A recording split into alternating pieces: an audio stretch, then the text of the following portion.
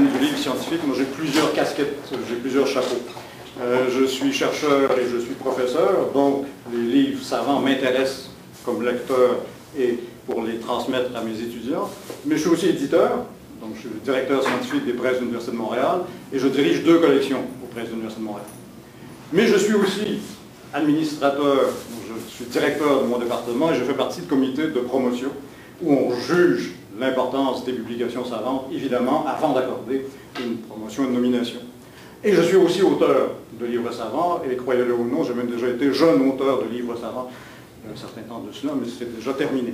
Alors, ce que je veux dire aujourd'hui s'appuie sur ces diverses expériences dans le domaine du livre savant, et c'est souvent des pressions, parce que parfois des pressions contradictoires. C'est-à-dire les auteurs ne cherchent pas les mêmes choses que les éditeurs, et les administrateurs universitaires ne cherchent pas non plus nécessairement les mêmes choses.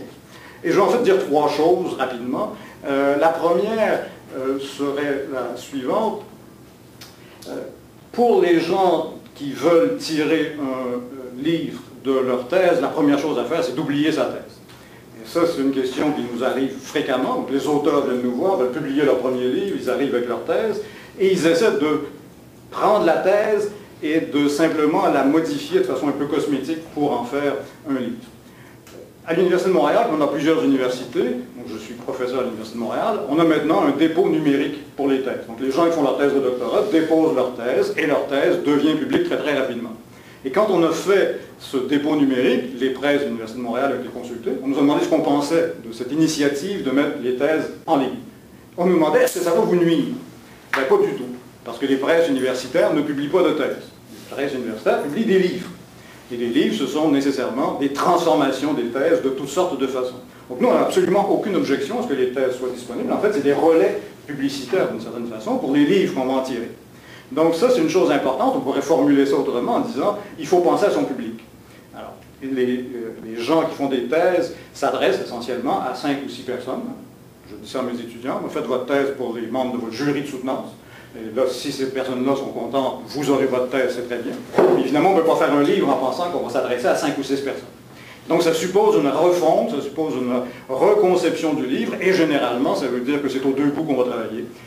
Généralement, c'est l'introduction qui va être largement modifiée, parce qu'une fois qu'on a bien démontré pour sa thèse qu'on avait lu tout ce qu'il fallait lire et qu'on prend position par rapport à tout ça, pour le livre, on peut s'en défaire. Et pareil pour la conclusion, les conclusions qu'on nous apporte sont des conclusions de thèse, nécessairement scolaires, c'est fait pour ça, mais ce ne sont pas des conclusions de livre.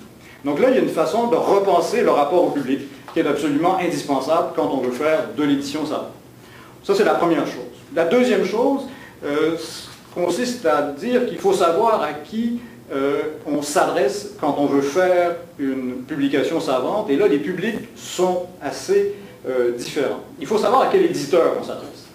Les éditeurs ne font pas tous la même chose, et qu'on le veuille ou non, les éditeurs n'ont pas tous la même réputation. Et donc ça, il faut effectivement savoir à quel éditeur on parle. Dans certains domaines, si vous voulez faire un livre, probablement que les presses de l'Université de Montréal ne sont pas le meilleur éditeur.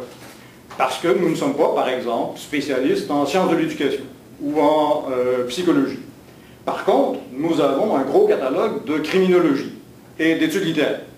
Donc, il faut savoir ce que fait l'éditeur, dans quel créneau il est, quels sont ses besoins aussi, parce qu'on peut se dire, dans une série de livres sur la criminologie, tiens, il manque tel livre. C'est comme ça qu'on procède, nous. On a fait psychocriminologie, on a fait victimologie, et un jour on s'est dit, tiens, il nous faudrait sociocriminologie. Donc, c'est une façon de couvrir le champ. Il se trouve que c'est pour des raisons historiques que nous avons cette spécialité-là. Dans d'autres cas, nous n'avons pas la même spécialité, ce qui ne veut pas dire qu'on ne publiera pas un livre dans une autre spécialité, mais c'est le travail de l'auteur d'aller voir qui, effectivement, serait le meilleur porte-parole pour son livre. Ça suppose parfois des difficultés très très concrètes. Il y a certains secteurs où l'édition est assez difficile. Alors, moi, je suis prof en études littéraires. Je vois bien que la publication, dans ce qui concerne la francophonie, c'est difficile. Il y a assez peu d'éditeurs qui vont de ce côté-là. On en fait, nous, un peu auprès de l'Université de Montréal. Il y a beaucoup d'éditeurs qui font ça, qui sont des éditeurs à compte d'auteur. Donc il faut savoir qu'il y a parfois des difficultés liées à des sous-disciplines.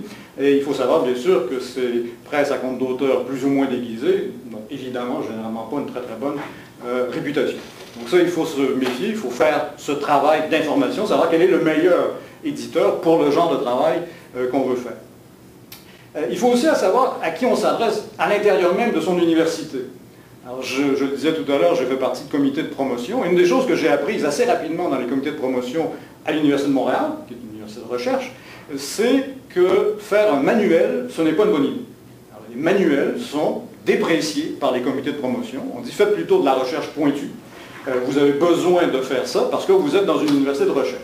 C'est probablement pas vrai de toutes les universités. Toutes les universités n'ont pas la même politique envers les manuels. Mais il faut savoir quelle est la politique de votre université. Qu'est-ce qui sera le plus valorisé dans votre dossier quand vous demanderez un renouvellement, une agrégation, une titularisation. Il faut savoir quelles sont les règles du jeu.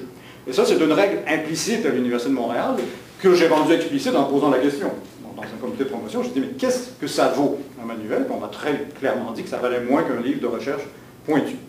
Donc, il faut faire ses devoirs. Il faut aller voir ce que sont à la fois les éditeurs et ce que sont les critères de l'université dans laquelle vous souhaitez travailler ou dans laquelle vous travaillez. Voilà pour la deuxième chose. La troisième chose porte plus maintenant sur la question de la promotion du livre savant. Une fois qu'il est fait, une fois qu'il existe, comment le rend-on visible? Comment est-ce qu'on lui donne la plus grande visibilité? J'ai publié un certain nombre de livres. Deux de mes livres ont leur propre site web. Dans un de ces sites web, j'ai un blog. Je suis sur Twitter. J'ai préparé ma présentation d'aujourd'hui sur mon tout nouveau et tout beau iPad que j'ai reçu vendredi dernier. Bref, je suis très très numérique. Alors, je crois à la diffusion numérique, c'est évident.